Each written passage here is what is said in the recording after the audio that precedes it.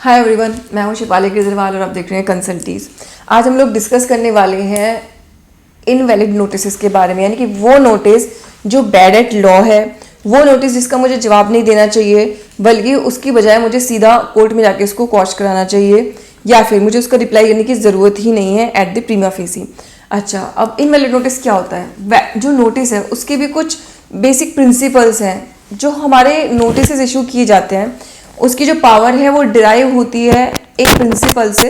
Principles of natural justice में से एक प्रिंसिपल होता है जिस प्रिंसिपल में ये कहा जाता है कि हर इंसान को अपॉर्चुनिटी ऑफ बीइंग हर्ड, यानी कि अपनी बात रखने का अधिकार दिया जाना चाहिए अगर आप उसके खिलाफ कोई निर्णय लेने के बारे में सोच रहे हैं।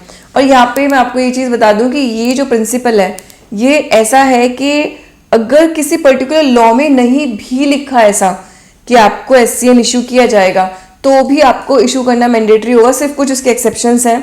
यहाँ पे क्रांति एसोसिएट्स का एक जजमेंट था जहाँ पे कोर्ट ने ये बोला था कि जहाँ पे नहीं भी लिखा है अगर किसी लॉ में कि SCN इशू किया जाएगा तो you will read into the line, यानी कि उसके प्रोविजंस में आप इसको ऑटोमेटिकली रीड करो कि नहीं करना पड़ेगा अगर आप उसके अगेंस्ट कोई डिसीजन ले रहे हो। अब आप बोलोगे कि GST लॉ में तो लिखा है, बिल्कुल लिखा है यहाँ पे नोटिस इशू करने के लिए।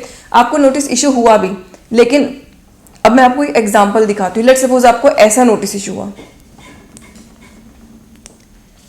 क्या ये नोटिस वैलिड है? आप उसको पढ़ के देखें एक बार। क्या ये नोटिस वैलिड है? बिल्कुल भी नहीं। और ये नोटिस खुद एक जजमेंट का हिस्सा है।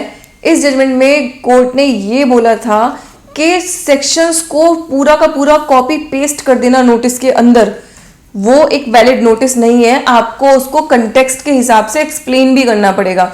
तो आप रजिस्ट्रेशन कैंसिल कर रहे हो तो आपने पूरे सेक्शन 29 कॉपी पेस्ट करके रख दिया कि वहां पे लिखा है ऐसा ऐसा, तो मैं इसका रजिस्ट्रेशन कैंसिल कर रहा हूं। और इस पर्टिकुलर केस में 2 साल का डिले होने के बाद भी अपील फाइलिंग में कोर्ट ने कॉन्डोनेशन अलाउ किया इस बेसिस पे कि आपका नोटिस ही खराब था और उसकी बात सुने बिना आपको उसका रजिस्ट्रेशन कैंसिल करने का कोई राइट नहीं था।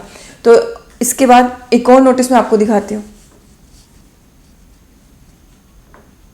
यहां पे तो कैलकुलेशन की टेबल भी बनी हुई है। क्या ये नोटिस वैलिड है? एनकास एंटरप्राइजेस का एक केस था, वहां पे कोर्ट ने कहा कि नहीं, आप स्पेसिफिकली जो फ्रॉड वाले केस में किसी को नोटिस इशू कर रहे हो तो आपको सब्सटेंशिएट करना पड़ेगा कि उसने क्या फ्रॉड किया है। जस्ट सेइंग कि आपने फ्रॉडलेंटली रजिस्ट्रेशन ले लिया या आपने फ्रॉडलेंटली ITC पास कर दिया इज नॉट इनफ। जब आप किसी पे चार्ज लगा रहे हो फ्रॉड का तो आपको बाकायदा एक्सप्लेन करना पड़ेगा कि आपको क्यों लगा कि उसने फ्रॉड किया है और उसकी आपके पास क्या एविडेंस या क्या इंफॉर्मेशन है। बहुत सारे नोटिस ऐसे भी आ रहे हैं डिपार्टमेंट से जिसके अंदर जो वो डेटा दे रहे हैं वो डेटा उनके खुद के पास नहीं है।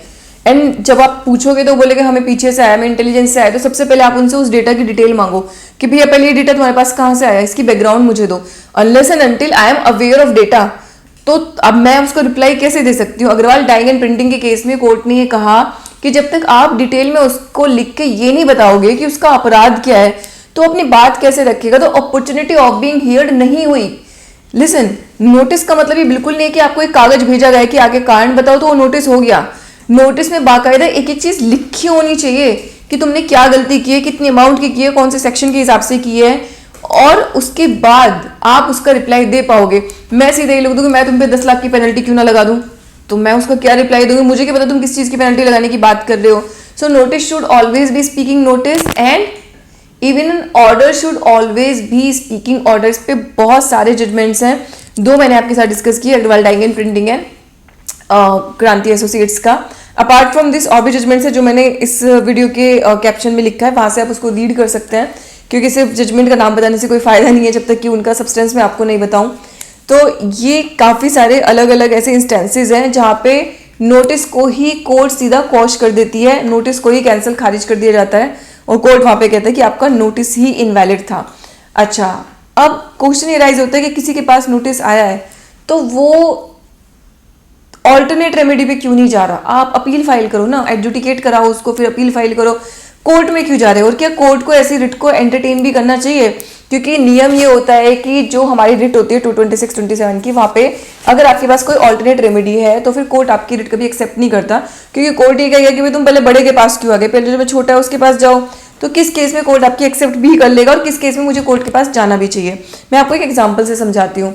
मान लीजिए एक ऑफिसर ने आपको एक नोटिस भेजा, आपकी टर्नओवर 10-15 लाख रुपए है और उस ऑफिसर ने कुछ मिस कैलकुलेशन करके बोल दिया कि भाई तुम्हारी जो है 1 करोड़ रुपए की लाइबिलिटी बनती है, तुम 1 करोड़ रुपए की लाइबिलिटी डिपॉजिट करो। अब मेरे साथ यहाँ पे दिक्कत क्या है कि अगर मेरा नोटिस वहाँ पे एडजुडिकेट हो गया और मैं अपील में जाऊँ तो मुझे वहाँ पे प्री डिपॉजिट भी करना है। अब प्री डिपॉजिट की ही अमाउंट इतनी बड़ी है जितनी मेरी टोटल टर्नओवर, तो मेरे पास उतना पैसा है ही नहीं, तो मैं वहाँ पे कैसे प्री डिपॉजिट करूँ? मैं तो फिर फाइट ही नहीं कर सकती, कंटेस्ट ही नहीं कर सकती उस चीज़ को। तो ऐसे केस में जहाँ पे आपको लगता है कि कंप्लीटली अथॉरिटी से बाहर ऑफिसर ने काम किया है, तो रिट आपकी कब एक्सेप्ट की जा सकती है? इंस्पाइट ऑफ फैक्ट कि आपके पास ऑल्टरनेट रेमेडी है, कब आप उसको एक्सेप्ट कर सकते हो? एक तो अगर विदाउट जुरिस्डिक्शन किया है ऑफिसर, उसका जुरिस्डिक्शन नहीं है, अपनी अथॉरिटी से बाहर किया है, यानी कि सेक्शन के अंदर जो लिखा है उससे बाहर निकल के उसने किया है, आपका कोई फंडामेंटल राइट ब्रीच हो रहा है, आपका कोई ह्यूमन राइट है उसकी ब्रीच हो रही है। तो ये वो सारे के सारे केसेस हैं जहाँ पे आप सीधे के सीधे रिट लेके जा सकते हो और आपकी रिट एक्सेप्ट भी की जाएगी। और ये सिर्फ टैक्सेशन इंस्टीट्यूट के केस में नहीं है, बाकी इंस्टीट्यूट में भी ये rule as it is apply होता है। तो ये आप ध्यान रखें, नोटिस आते ही सबसे पहले चेक करें क्या वो एक वैलिड नोटिस है कि नहीं है, और अगर वो वैलिड नोटिस है तभी आप आगे प्रोसीड करेंगे। और साथ में कंटेम्प्ट भी मैं इसके अंदर जोड़ देती हूँ। कई बार क्या होता है हम एक रिलीवेंट जजमेंट देते हैं और कोर्ट जो है उसका कोई ढंग से रिप्लाई नहीं देता। अच्छा, तो कई बार क्या होता है कि हम एक रिलीवेंट जजमेंट कोर्ट करते हैं अपनी रिप्लाई में और ऑफिसर उसको आउटराइट मानने से मना कर देता है, कहते हैं कि हम तो इसके अगेंस्ट सुप्रीम कोर्ट जाएंगे, हम इसको नहीं मानते। तो जहाँ पे कोई बाइंडिंग प्रेसिडेंट अवेलेबल है और आपने उसको कोर्ट किया है अपने रिप्लाई के अंदर प्रॉपरली सही कॉन्टेक्स्ट में, मतलब ये भी नहीं कि आपने बिना किसी कॉन्टेक्स्ट के कर दिया हो, तो फिर ऑफिसर उसको मानने के लिए बाध्य है। अगर वो नहीं मानते तो उन पर कंटेम्प्ट ऑफ कोर्ट का केस हो सकता है। इनकम टैक्स के एक पर्टिकुलर केस में 25,000 रुपये की पेनल्टी और 7 दिन का साधारण कारावास एक ऑफिसर को दिया गया था, इसलिए कि जो जजमेंट ऑलरेडी दे रखा था कोर्ट ने उसके अगेंस्ट वो काम कर रहे थे और उसको मान नहीं रहे थे। ऐसे और मल्टीपल जजमेंट्स है, जैसे एक सर्कुलर को कोश कर दिया था कोर्ट ने और उस सर्कुलर के हिसाब से प्रोसीडिंग्स कर रहा था डिपार्टमेंट, तो वहां पे भी उन्होंने उसके अगेंस्ट पेनल एक्शन लिया था और कंटेम्प्ट ऑफ कोर्ट का चार्ज लगाया था। तो आई होप नोटिस आते ही अब आप सबसे पहले रिप्लाई देने की जल्दी करने की बजाय पहले उसको आराम से बैठ के चेक करेंगे कि उसके अंदर क्या गिवन है और क्या नहीं। आई होप ये वीडियो आप सब लोग के लिए यूजफुल रही होगी। Thank you so much everyone.